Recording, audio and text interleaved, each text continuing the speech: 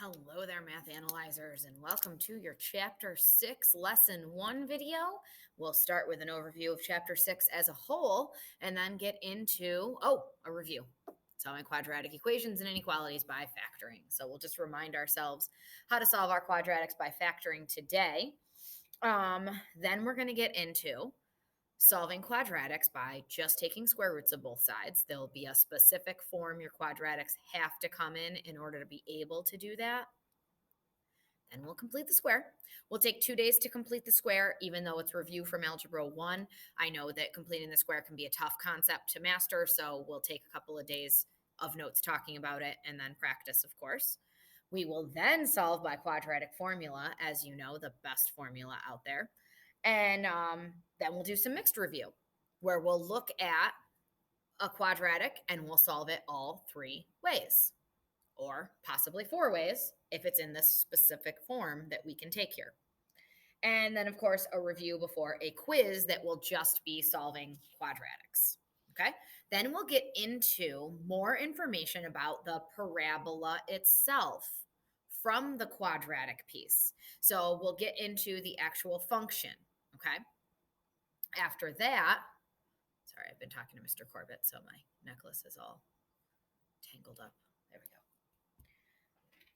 go. After that, we'll start talking about properties. We'll do the sum and product rule of the roots, which is a pretty cool thing to do, and then we'll prove that correct using our parabola. Then, there's so much in this chapter, we'll do vertex form. So that's review 2. We did that in one of the earlier units. In chapter 2, I believe we did that. So we'll look at that again, and of course, take a second quiz in this chapter because it's a long chapter. Then we will do systems, both graphically and algebraically, and those systems will include lines, parabolas, circles. So there'll be a lot of potentials depending on what type of function or relation I have and how many potential intersection points can occur when that's the case. And so there'll be a lot of like just trying to figure that part out, and then we'll go back and forth graphically and algebraically to make sure we're comfortable with both. Okay, and our answers match up. All righty, well, why wait? Let's solve some some quadratic equations by factoring, which we love factoring, right? Because 0 times 0 is 0. So what that means is if you have two pieces that are multiplying together and their answer is 0, then one of the two pieces has to have been 0. So what this means for our quadratics is we factor one of these, and each piece then gets set equal to 0. So factoring could be a trinomial, which is when you have the factors of the end term add or subtract to get the middle. So the factors of 10 that subtract to give me 3 are 5 and 2. The 3 is negative. The bigger of these two factors is 5, so 5 must be negative. That means 2 has to be positive in order for those to multiply to a negative 10. And then what you do is you set each factor equal to 0 and solve. So this is what we were reminded of at the beginning of the year when we kind of went through all the algebraic pieces that we already knew. Perfect square minus perfect square. So the difference of two perfect squares, factors to become, what's the square root of x squared? X. What's the square root of 25? 5. And different signs between them. So this answer is going to end up being a positive 5 and a negative 5. So we can write this as plus or minus 5, both levels.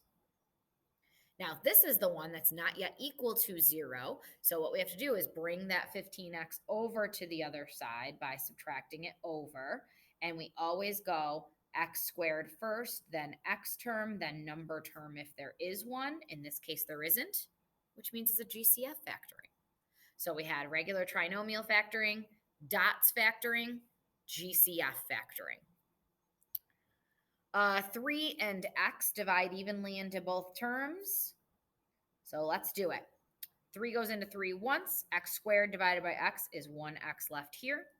Negative 15 divided by negative 15x divided by 3x. Well, the x's cancel out, and I'm left with negative 5 in here. These are the two things that multiply together to give me 0. So each of the two things gets set equal to 0. And over here, and those are my two answers, 0 and 5. As you know, I put my answers in my French curly braces. Okay. Let's say you have something like this. So this is going to be a factor by grouping, right? So we need to get the same leftover. That's the whole thing here. Let's look at this group first, and then we'll look at this group second. So this group, the GCF is x squared. And so what's left is an x minus 5. And over here, I need the leftover to be an x minus 5. So how can I make that happen? They're both divisible by 9. So bring out a negative 9. And then you've got a positive x and a negative 5 left. So see, that's how I got the same term. So now these are one binomial, x squared minus 9. And then I bring down this shared binomial here because it's this one binomial that's right here. And then I ask myself, okay, wait, can this factor further? And yes, this is the difference of two perfect squares. So this is x minus 3 and x plus 3. And now I have all three binomials, and now all three things multiply together to give me 0. So now all three things need to be set equal to 0. See how that works? And so that's why that factor by grouping was so important when we were doing that, was we need to make sure we factor things completely so we're not leaving factors behind. And so that's where we get x equals 3, negative 3, and 5. So I'll just put them in ascending order in my French curly braces. Again, must be equal to 0, right? So subtract this guy over. And we go descending exponential order. And this is difference of two squares. So the square root of 9x squared is 3x in the fronts of both. And the square root of 49 is 7 in the backs of both, and give them opposite signs. This is going to give me a fractional answer, which is not scary to us because we're in Algebra 2. So fractions, let's see, we'll just add 7 to both sides. You get 3x equals 7, and then divide both sides by 3. You get x equals 7/3. So that means on the other side, you get 3x equals negative 7.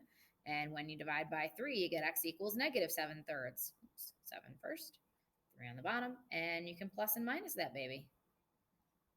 Leave it as that because 7 doesn't evenly divide by 3. It's much easier to write the fractional answer than the repeating decimal. Okay. And then here, again, not equal to 0, so you got to subtract that 15 over before you do anything else. Now, guys, I am going quickly through these because this is review from earlier on in the year, so this should not be a major issue. That's why I'm going through them so quickly. We've done all these. All this type of factoring, all these type of solvings we've done. So if you're having an issue with these, that means we have to look back at the earlier lesson in chapter 2 that had all this fun stuff in it. So I've got a GCF of 3. Let me get rid of that first. Yeah, that makes sense because now this trinomial can factor into two binomials, x plus 5 and x minus 1. And there are three things multiplied together, but 3 will never equal 0, so it's not going to give me an answer. Only the other two will give me answers. And those answers are negative 5 and, oops, this should be a 1. My bad. I wondered why I had two 5s there. So negative 5 and 1 would be my answers there. Sorry, my graphing calculator is blocking that guy. Pause here if you need to take any of this in. Make sure you know how to solve all of those, right? Factor completely. These were the main 3 types of factoring. So this is trinomial into two binomials. Dots, difference of two squares. GCF, factor by grouping. Factor by grouping had another dots in it. That's why I say these are the 3 main. And then right here, now you're applying dots again. Here was dots. Here was GCF and trinomial. So now we're to a point in algebra 2 where there might be multiple types of factoring in one polynomial. And you've got to get it all out, because when you get it all out, it's just so much easier to get to those final answers. I will give this big hint. If you got a cubed in there, you're going to have 3 answers. If you've only got a squared, it's going to be 2. Even if it's plus and minus, right? It's still 2 different things. Just so you have an idea. Inequalities. Let's make sure that these are all good. Now, remember, we kind of treat these like equal signs until we go to put our answers down. All right?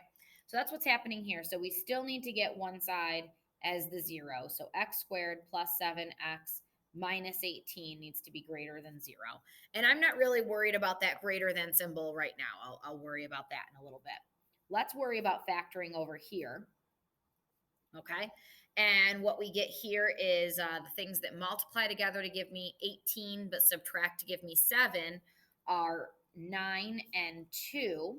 The bigger factor is 9, so it has to have the same sign in the middle as that 7. It's got to be positive. So now what I do is I factor it, and I t-chart it, set each equal to 0, and I get x equals negative 9 and x equals 2. And now, instead of immediately making my French curly braces and saying those are my answers, really those are the numbers in question that I'm going to put on my number line. So those are like my specific places where I want to put open circles. No equal to part, so open circles. And then I've got to decide, am I off to each side and it's an or is it a betweeny inequality where they're coming together? And how I decide that is by using a test point. And I'm going to use 0 as my check, because 0 is easy to multiply by, right? So let's plug 0 in, right? 0 squared plus 7 times 0 should be greater than 18. Now 0 squared is 0, and 7 times 0 is 0. So I say it's easy to multiply by, right? So you get 0 is greater than 18. Is that statement true? No, 0 is not greater than 18. This is not a true statement, which means that this number cannot be covered when I go to put my line on here. So 0 is between the two. That means there's not a line between the two. We're outside. This is an or. So now we write 2 separate inequalities as our final answer. I'll write it down here, okay, where I know it's separate. You have to write out an answer of inequalities, right? So it's x has to be less than negative 9 or x has to be greater than 2, and that is my final answer. One or the other. That's why it's an or. Okay. Right here. One side equal to 0, so subtract that 64 over. That's really the main thing here, is making sure one side is the 0. And then again, I'm not worried about this less than or equal to right now. I'm going to treat it like an equals, and I'm going to factor. It's, of course, dots. And so I get x minus 8 and x plus 8, because the square root of 64 is 8. Square root of x squared is x. That's where I get that from. And I t-chart, and what I get from my answers is plus and minus 8, right? So that means that I go down to my number line, and I put closed dots, because there's an equal to, over negative 8. Sorry. Closed dot over negative 8, closed dot over positive 8. Okay. Still going to use 0 as a checkpoint because it's so easy to multiply by. So I'm going to check. And let's see. 0 squared should be less than or equal to 64. Well, 0 squared is still 0. Is 0 less than or equal to 64? Yes. The answer is yes. Awesome. That means this time 0 needs to be covered with whatever line I draw. So this time we're between. Cover it. Create your inequality. So this is a betweeny inequality. You start with the lowest number. Negative 8 is less than or equal to x, which is less than or equal to highest number, positive 8. Boom, done. There's your answer. Inequalities, it's all about the checkpoint. Use 0. 0 is easy to multiply by. Use 0. It's the easiest one. Keep going. Keep it going. Already equal to 0. Cool. This is a GCF. Your GCF is 6. 6x, excuse me. I'm left with x minus 6. Cool. Each of these gets set equal to 0. Oh, no. Ah, snot and a half. We can't use 0 as a checkpoint this time because it is one of my two answers. All right, well, that just means that I've got a closed dot over 0 and a closed dot over 6. Okay. Well, that means I got to use something different as a checkpoint. I'm going to make it interesting. Now I'm going to come over here and I'm going to use -4. Because -4 is not between the two. So if -4 works, it means that I've got to draw a line out here. Okay, so let's try it. 6 times -4 squared minus 36 times -4 should be greater than or equal to 0. Well, yeah, because -4 squared is 16, right? And 6 times 16 minus, this is going to be plus because negative times negative. Good Lord, let's just plug that into our graphing calculator, huh? No, here's my thing. 36 times 4, 144. I should have known that off the top of my head. 6 times 16, 96. 96 plus 144. Good Lord, that better be something greater than 0, huh? And it is, right? It is 240. Could have plugged that right into my graphing calculator, but I went step by step just to kind of prove that, yeah, but that means that -4 does make this true, so it needs to be covered. So see, we have to be careful about where that checkpoint is compared to the numbers. So these numbers in question and the checkpoint, they drive where these lines that cover go. And in this case, again, I'll write my final answer. It's an or because we're outside on each side. So it's x is less than or equal to 0 or x is greater than or equal to 6 because it's both sides like that. So an or, you're going to write those two separate inequalities, and you're going to do that betweeny like we did up in letter B. Get one side to 0. Sure thing. Subtract these guys over. Why not? Oh, this will be a factor by grouping deal. Then we put everything in descending exponential order.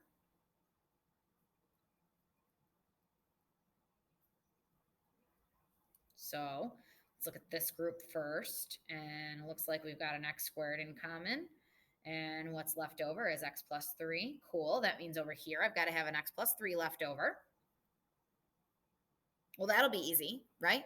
Pull out a +4 or a -4. Oh, we needed it to be x plus 3, right? So let's pull out a -4 because -4x divided by -4 is a positive x, and -12 divided by -4 is a positive 3. So see, that's why I got that leftover what I did. And then these two pieces create their binomial. And then this piece is the same, so it gets to be one binomial. And throughout all of this, I still have to factor this further because it's dots. So that makes perfect sense to me, especially because there was a cubed, right? So now there's three pieces that all have to be set equal to 0. And so I get 3 checkpoints. Ew, yikes. Oops, equals 0. So this is -2, and x plus 3 equals 0. So this is x equals -3. Oh, okay. So let's think of it this way. Let's put a open circle, open circle, open circle over all 3.